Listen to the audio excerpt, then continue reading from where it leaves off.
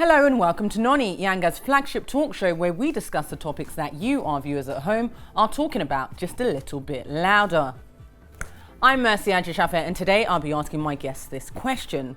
Now, why does the law only allow me to be the sole wife to a deadbeat husband rather than one of 3 wives to a loving, rich, successful man?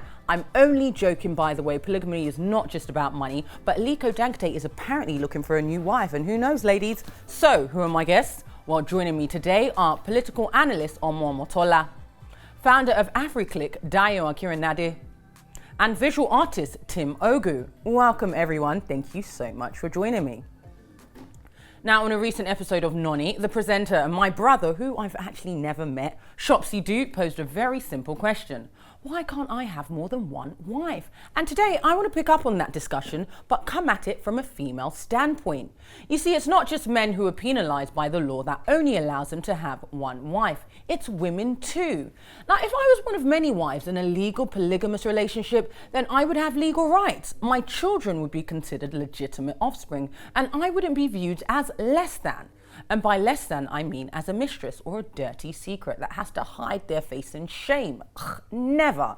Now, when we mention polygamy, it conjures up images of lurid hedonism. Please, there is so much more to marriage than sex. I'm sorry, guys. Polygamy is not about having threesomes or foursomes of anything of that nature. Well, I don't judge. If you choose to, then what happens between consenting adults is completely your business. But we need to stop obsessing about the bedroom and start understanding the mutual benefits that come from different sorts of relationships. I'm a grown woman and I know what I want. So why on earth can't I have it? Panel, am I wrong? Well, you know, here's the thing. For me, I come from a polygamous family. I do come from a polygamous family. Chief Ajisafe had 3 wives. I do have 12 siblings. But personally, I couldn't do polygamy. It's not for me. But even though it's not for me, doesn't mean that I don't understand the benefits. It works for a lot of people. Dayo, CEO of AfriClick. I'm going to start with you. What are your thoughts? Why do you think the law doesn't allow us to have, to enter polygamous relationships? And do you think it's right? I think in terms of a legal perspective, if we look back to the history of polygamy, right? Yes. So it was present in Christianity, Mormonism, Islam. A number of religions. Exactly. And apparently it actually became illegal more due to government legislation. Yes. So whereas they wanted to enforce the majority religion because religion links to state and power and control. Yes. So it was just a way of outlawing and suppressing certain sects like the Mormons and just sort of like disrupting their way of life. I mean, to me, I think I agree with what you said earlier, meaning people tend to focus on the sex aspect and they think, oh, he just wants many wives so he can, I guess, go forth, multiply and just have like lots of sex. But to your point, I think when it's practiced within the framework, there are a lot of rules. There are. And it brings so a many. lot of responsibility onto the man because he has to provide for 2 or 3 sets of families. He has to cater to different sets of emotional needs. Yes. And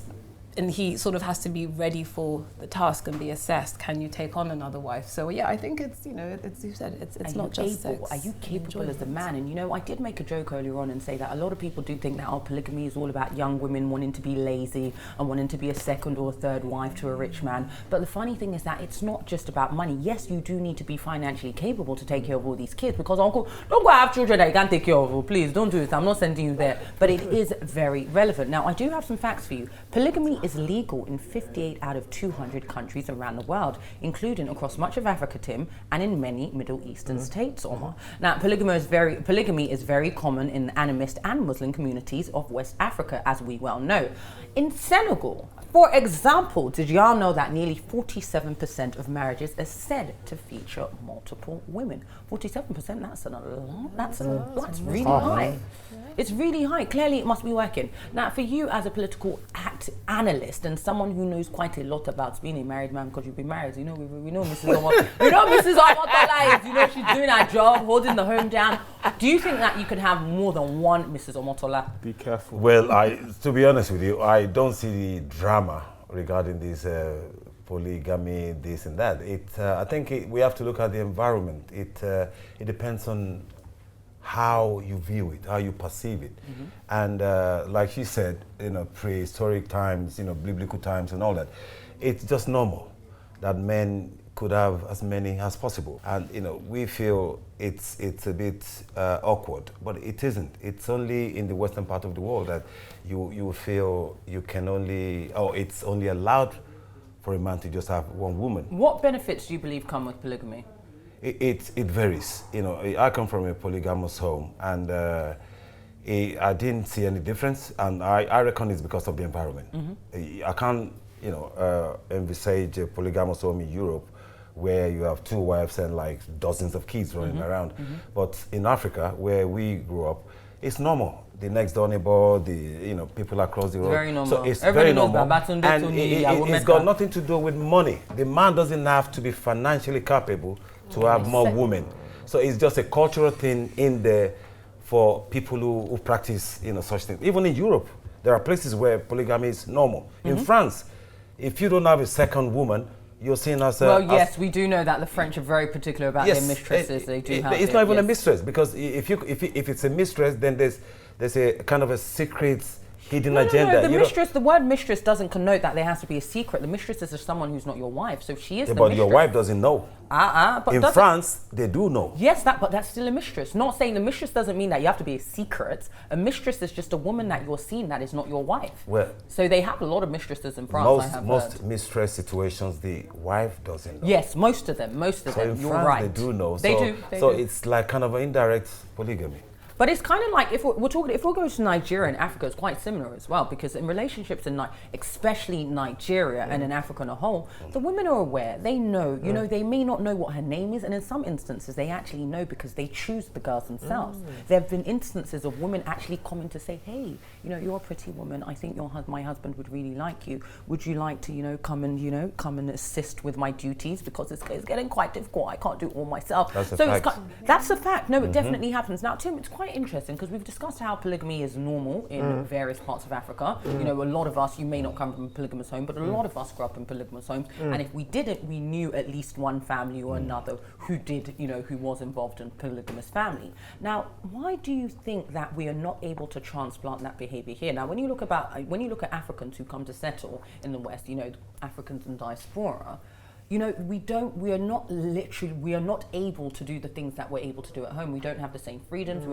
We're bound by a legal system that is very stringent and very strict. Facts. Now, do you think it would work in Europe if we were able to engage in polygamy? Do you think this is a possibility? I mean, I think we have to be, in theory, I guess no, purely because of the way the structure and the legal system set up and things like. But what if things were modified and it was actually legal and it was like, okay, listen, there is no such thing as bigamy. You are free to, as long as she agrees, you're free to marry as many women as you want. I mean, I suppose if the structures or the powers that be made it legal, then they would obviously facilitate it to work. So in a sense, yes. But I think the thing is just that it's also the society that we've built up in. Like, we all sit and watch the romantic movies at Christmas, and the guy goes and chases that one girl, and he gets the one girl, and then they have a family. It's like, it's more to do with the society, the way the society. So we're conditioned. We're essentially programmed by the media and the images that have been beamed to us. To be honest, like what you said with mistresses, I think that polygamy, if you looked at it more from like maybe a holistic point of view, like it's probably happening more than you know, in the sense of like, is it the Profumo affair when in the politics, in British politics, just before Thatcher, where politicians were known to go and see mistresses, and then it came out, and look, who knows what our new Prime Minister's doing behind closed doors, but all I'm saying is, if it was facilitated, yeah, of course it could work, but I just think that the society that we live in, it's a cultural shift. Whereas in Nigeria, you step out your house, or you go to the Middle East or wherever, and you see a man with 3 or 4 women, or you see a woman with 3 or 4 men. It's normal. To be here and see that. That's interesting because, we do have polygamous relationships, but polyandrous relationships is something that we don't necessarily see much in Western Africa. I mean, I do know there are parts of Africa where women are allowed to have more than one husband, and it works, but not necessarily in Nigeria. I don't know if Nigerian men or many African men are actually progressive enough to be like, yeah, I can be one of 3 husbands. I'm actually going to come to you with that question. But Dayo, Tim's answer just made me think of something. It's, I feel like one of the benefits to polygamy is that there is less deceit. there's more honesty. Because I'm sure we've all heard stories about people that have a secret family somewhere, and like, I don't know, maybe at the funeral, the wife now finds out that literally there's an identical family just like hers somewhere else. Now, if polygamy was legal, maybe it might prevent such things. What are your thoughts on that? I mean, I think, so where we were speaking earlier around has the practice, like how is it translated to diaspora? And I think what we're seeing here is, I feel we have informal types of polygamy. So if we want to talk about, for example, the phenomena of the side chick, and I'll use the word phenomena. I love it, the phenomena of the side chick. Because it's now a thing. It's a legitimate pursuit. Even women. That's happening, even having like different male partners. If you look at like female rappers, but a lot of them advocate for the idea of being free and having a notion of having different men. So, and I'm seeing that as an informal manifestation, and I think more seriously where maybe people are now having children quite casually outside of marriage. And I'll say the word casually because, you know, it's one thing if it's a mistake, but it's like, you know, it's not a mistake. Yeah, exactly. So it's kind of like quite casually. And I see that as sort of like an informal, so maybe the phenomenon of baby mothers as well. So if there's a man that could have 2-3 baby mothers, and I think outside of polygamy, he can come and go as he pleases. He doesn't have a legal tie to either one of them in terms of obligation, spending nights and spending time with the children, unless maybe the state steps in. So perhaps maybe in those situations, if there was a little bit more of a structure, it might bring to it. But then on the flip side as well, as you say, like, I didn't grow up in a polygamous household at all, but I went to primary school in Nigeria for a while, and there were a couple of families at the school where maybe you would have 3 sets of siblings, but from 3 different mothers. But all at the same school. Hello, the Ajisafe family. Okay. Hello. Hello, Saint Saviour Sikoyi had quite a few of us. Okay, yeah, I was Great Granger Keja. No, not that different. So we could see the tensions. We could see it wasn't all sort of sister wives, all sets of siblings didn't all come to school in the same car and be happy. Like, you know, there were clearly tensions, you know, between the mothers, and that filtered down. And to your point, when we talk about funerals, like I've heard of awful situations where sometimes certain children, should we say, maybe children from outside of the marriage, they haven't been allowed to attend the funeral, or they've been told you need to sit at the back. That's heartbreaking, isn't it? Heartbreaking for the child. They did not choose that situation. Wow. But at the same time, you have first wife who's, I guess, also grieving and like, look at what my husband's done. So I think there's a lot of it is a challenging one, because as you just said, I mean, it's interesting because that's one of the arguments for polygamy. At the end of the day, the children will be considered legitimate, and there will be laws, stringent laws, governing that family and ensuring that the man is doing what he needs to do. Because for me, it was a little bit different. My mum she wasn't a polygamist. It was not, we didn't all live in the same house. She had no interest in it. She just met a man who had had a previous wife who was no longer around. So she was like, listen, you have kids that are over there, bring them. Please, please, please, you have children. You need to come and bring them to the house. We all grew up together. I didn't realize me and my older sister had different mums until I was probably about 8 or 6 or something. I wasn't aware of it. But then he did. You know what? What can I say? You know when they say Papa was a Rolling Stone? I'm a pimp by blood, not relation. That was my dad. That was my dad. When you were referring to these tensions in these polygamous homes and the kids and the different wives, and it does happen. Yep. But to be honest, especially in Nigeria, most polygamous homes are kind of very peaceful. In my home, the last born of the family didn't know he didn't come from my mother. I mean, from his mom. He actually thought my mom was his mom. Oh, see? And he was. I'm talking. He was 13. Okay, we need to go on a short break, but when we come back, I want to ask if we're prepared to actually redefine the definition of marriage, a union between a man and a woman, as we have done by recognizing legal same-sex relationships. Surely it's just a matter of time before we embrace the idea of polygamy. Well, guys, we'll be discussing that and more when we come back after the break. See you soon.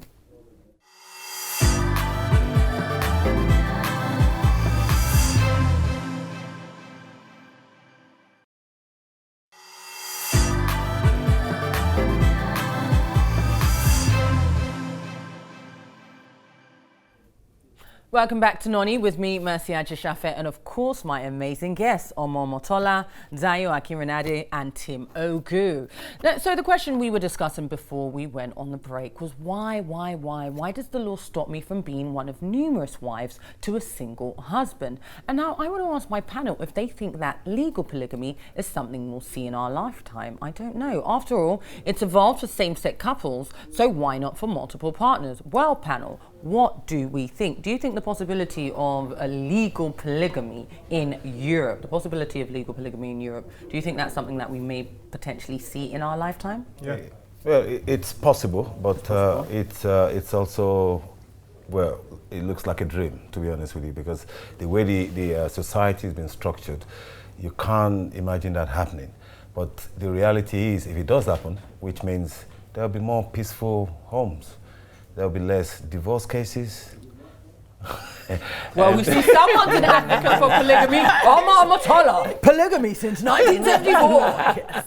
So it sounds like a dream, but it is possible. Now, you know, we've spoken a lot about the benefits, Tim, of polygamy. We do understand that there's definitely benefits to it. But now let's talk about some of the not so pleasant side effects that come from a polygamous home. We've already ascertained that it can be quite toxic. You know, it pits women against each other to a certain extent, because when you think about it, especially for, I don't know about other women, but African women, especially Nigerian women, from the moment we are born, we are taught that there is nothing more important than attaining your MRS. That means attaining your misses. We are taught that we are absolutely nothing. You could be beautiful, you could be educated, but until you are shackled to a man, you are nothing. So what that has created is unhealthy competition between women. As Nigerian women, which is it's going to be a topic for another show, Dayo, I'm going to invite you back. But as Nigerian women, there's an unhealthy amount of competition that exists between us. So what happens when it's in family? And I think to add to the effects you were talking about within Nigeria, it's also a struggling economy. Yes. Meaning that even as a single woman,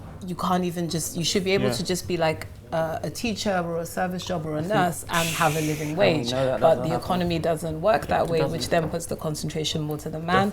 Also, from a legal perspective, the system doesn't really protect women. So can you always inherit I think if property? Can you like women just generally have less rights? So to your point, I think there is this, and it's a patriarchy, right? And there's this sort of concentration 100%. Towards the man, and to your point. And I think even from a statistical perspective, I believe women outnumber men. Yes. And there was some analysis done. I mean, let's jump to America and the UK. I think women outnumber men, but they said that by the time you remove the men who are not straight and the prison population, it was like a 1 to 4. Just in terms of the numbers. It's very disturbing. So it was a good argument for saying, well, let's double up. So do you think that polygamy is a byproduct of the patriarchal system, or do you think it's something that can actually benefit women? Because when you think about polygamy, a lot of people feel like, well, the men are winning, you know, they have multiple wives, but who actually wins? Are the men winning or the women? Because Dayo made a very good point. In Africa, in large parts of Africa, especially Nigeria, we've spoken about, women see men as a viable economic, you know, avenue. A quote unquote, not a job, but a career. You know, attaining the right man is everything. It comes to do everything to do with the kind of lifestyle that you expect, or the kind of lifestyle you're going to have. So a lot of women pick men basically based on how they can take care of them. So when you look at it that way, are the men losing out? Are they winning? What do you think, Tim?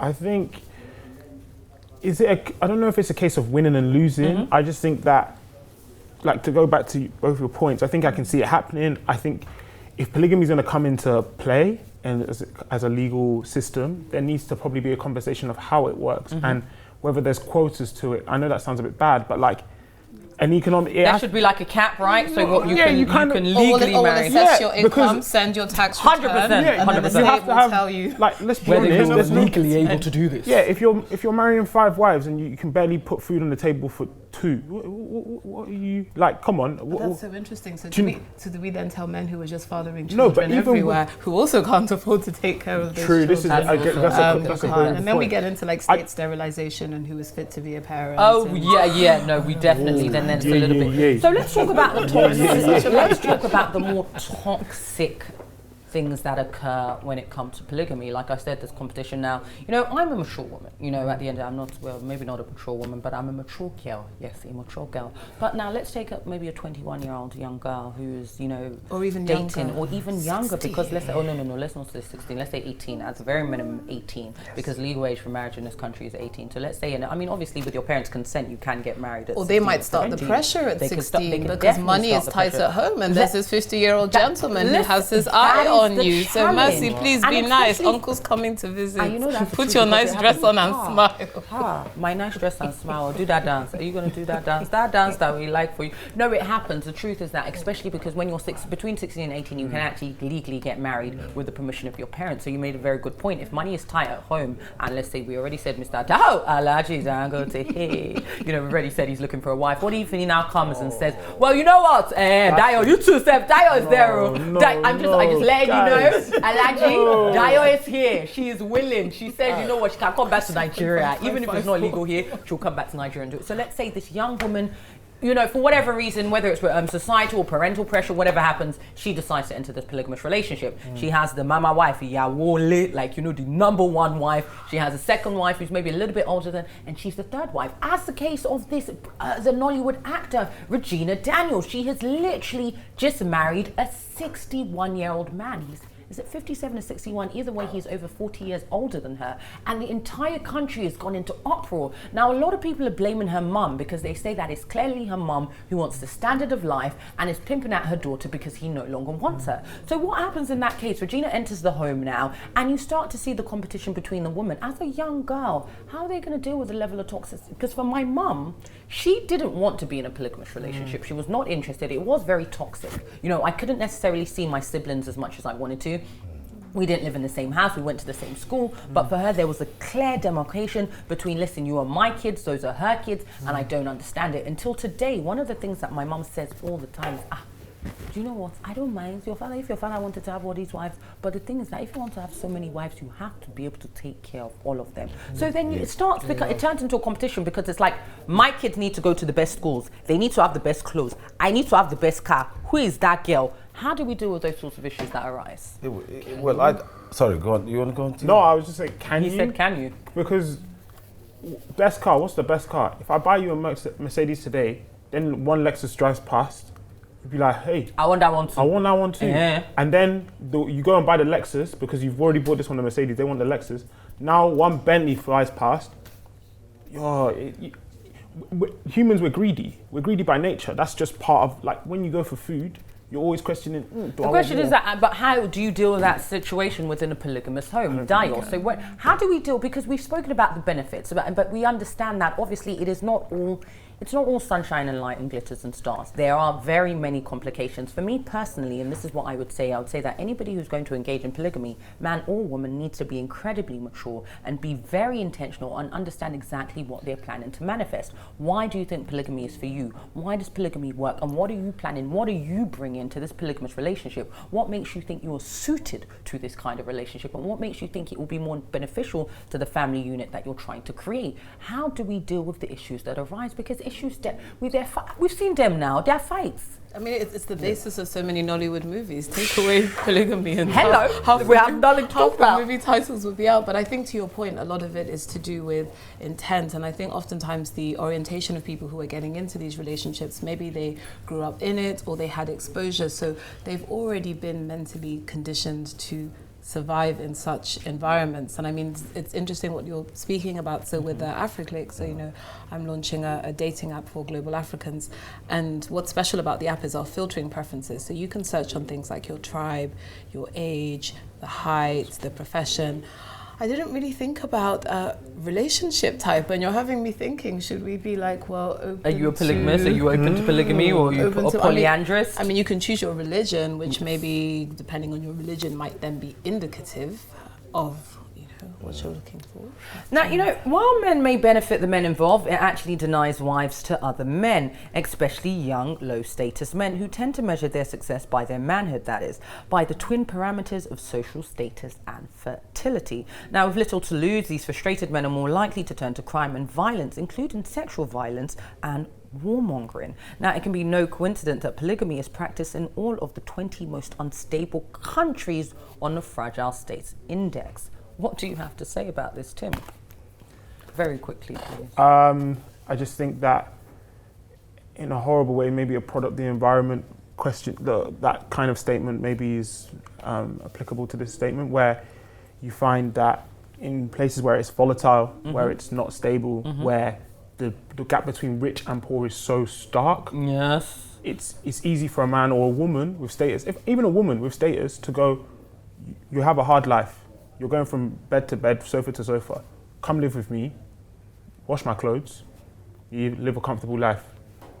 So you're basically saying in the Western world we don't necessarily need polygamy as much because people are ending up in more polygamy. Okay, I don't think it's that we don't need polygamy. I just think that because the gap is, you know, you go home, like, things work. Like in some places, in some of these unstable places, things don't work. So like, if things are working, once you have that basic level of life, then you can start to be like, well, do I need to do this because I've got a basis level here where at least my head is covered. You're comfortable. You're all right. And you know why you talking can't. Around the sorry, I was just saying, you know, talking about needs. We have very little time. And so you know why we can't. I wanted to ask you a very quick question. You know why we can't have polygamy in the Western world? You have to understand two things.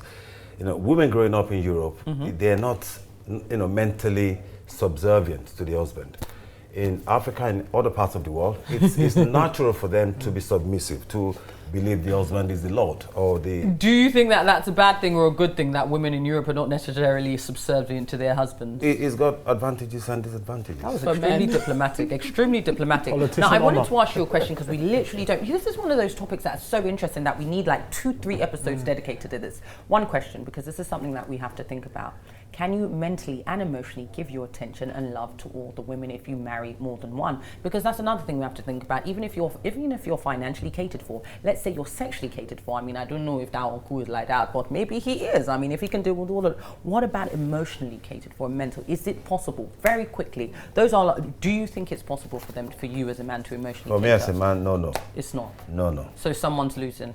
Yeah. Okay, so your last thoughts on polygamy, because right now, let's not forget, we are asking why we cannot legally, as women, choose to be in polygamous relationships here in Europe. What are your last thoughts on this topic, please, Tim? I think that we will get to probably a point where it will be open, where polygamous marriages will happen, west, east, whatever. But I just think for me personally, it's a no-no. I don't think it's... Ms. Daya, what are your thoughts? In the UK, I think it's not going to happen. I think with Brexit and the current environment, it's almost a backlash against multiculturalism.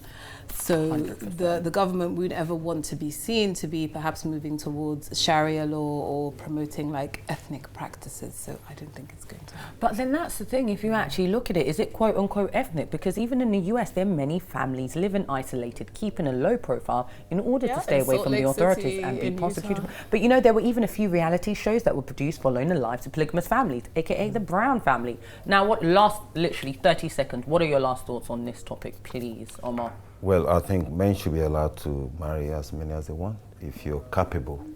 So legally, you think we should be allowed to marry as many people as possible? Oh yes, it would create a very healthy environment. Because if you look at an average man, really, you know, as the aggressor, the animal, you are bound. What about women? To go. No, well, it's a different topic. Okay, guys, well, literally, oh my God, they really want to, as in, I have to say, I love my panel today because they are not having it. They're like, we want to keep going. It's very interesting. It is an interesting topic. And like I said, I don't know about you, my wonderful viewers at home, but for me personally, polygamy is not something I could engage in. It's not something that I have any interest in. But I do understand as an African woman that there are definitely many benefits. But I think that we do need to be tweaked a bit. And just in case you're listening, hey, legislator, MPs, everyone, Boris, who is now officially the Prime Minister of the UK, if you do ever choose to make polygamy legal, let's make sure that you actually it's means tested. So you're assessing people's income before legally allowing them to have more than one wife. Well, having said that, that's it from me, Mercy Ajisafe, and my absolutely fantastic guests. Guys at home, I think you need to give them a round of applause right now. Omar Motola, Dayo Akiriade, the CEO of AfriClick, and of course, Tim Ogu. Well, thank you for joining me, and don't forget, every episode of NONI, past, present and future, is available online at yangatv.com, so wherever you are in the world, you can see this show and other great content only from Yanga TV. Join us soon again for more entertaining chats. Goodbye.